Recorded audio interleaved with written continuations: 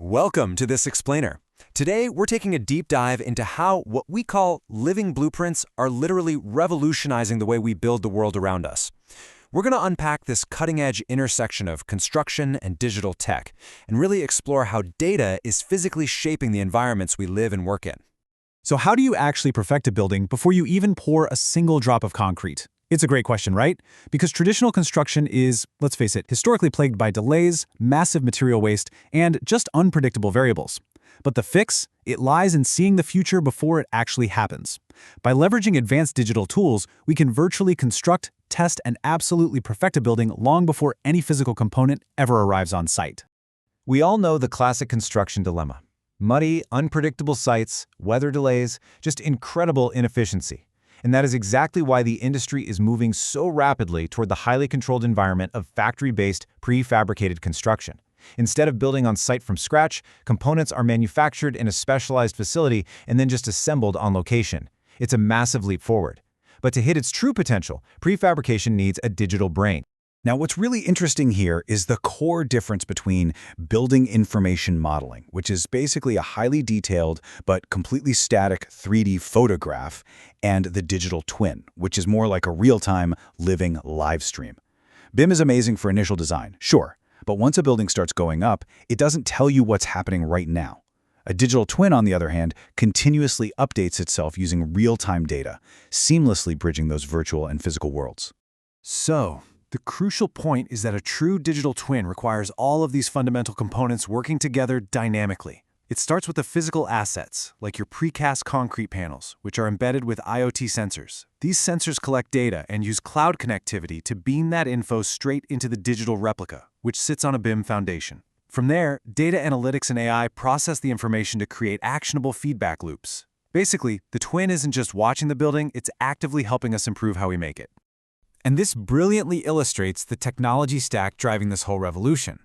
While BIM is absolutely the foundation, it's the Internet of Things, embedded sensors, and artificial intelligence that act as the true engines. Without IoT sensors capturing the physical reality, and without AI making sense of all that raw data, you really just have a static 3D drawing. Together, though, they create this thinking, reacting ecosystem. To understand how this actually works under the hood, we have to look at the Asset Administration Shell, or AAS. This is an Industry 4.0 concept that basically acts as the information container for the digital twin. You see, BIM models just aren't naturally built for real-time machine-to-machine interaction.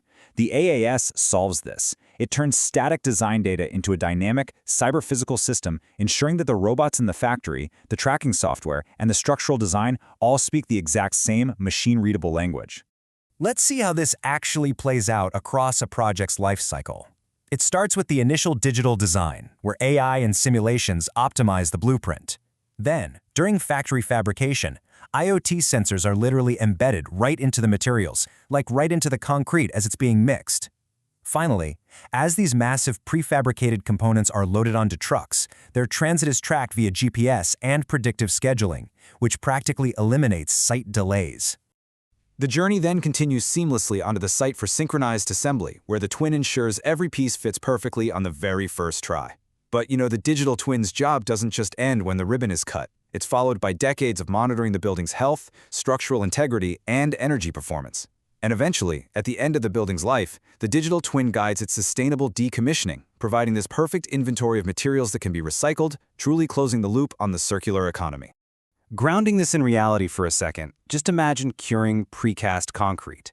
Historically, you'd have to wait and test samples just to guess if the whole batch was ready. Now, embedded RFID sensors actively broadcast the internal temperature and humidity of the concrete as it cures. It's almost like the concrete is texting the factory to say if it needs more or less heat. It ensures perfect structural strength and quality compliance without any guesswork at all, letting the factory automatically adjust the environment in real time. Which brings us to the real-world superpowers and the actual impact on the bottom line. Production data from leading software systems used by companies like UBAB in Sweden and Terracon in the US reveal an absolutely incredible 45% reduction in time. When you can model every single production step, automate data flow, and catch errors virtually before they ever happen physically, you just shave massive amounts of time off your schedule. And perhaps even more importantly, the precise manufacturing control enabled by these digital replicas can slash material waste by up to 50% compared to traditional construction. In an industry this massive, 50% is a staggering figure. Because precast components are optimized digitally, we're no longer over-ordering materials just in case, or throwing away concrete because of a mixing error on a rainy site. It is a level of precision that traditional methods literally cannot match. The return on investment here is huge, transforming sustainability into a massive competitive advantage. We're looking at a 35% reduction in CO2 emissions, 30% higher productivity, and significantly reduced cement usage just by optimizing concrete mixes. And this is becoming an absolute necessity, especially as countries like Ireland roll out mandatory BIM requirements for massive public projects over 20 million euros starting in 2025. This digital transformation, it's no longer optional, it's a mandate.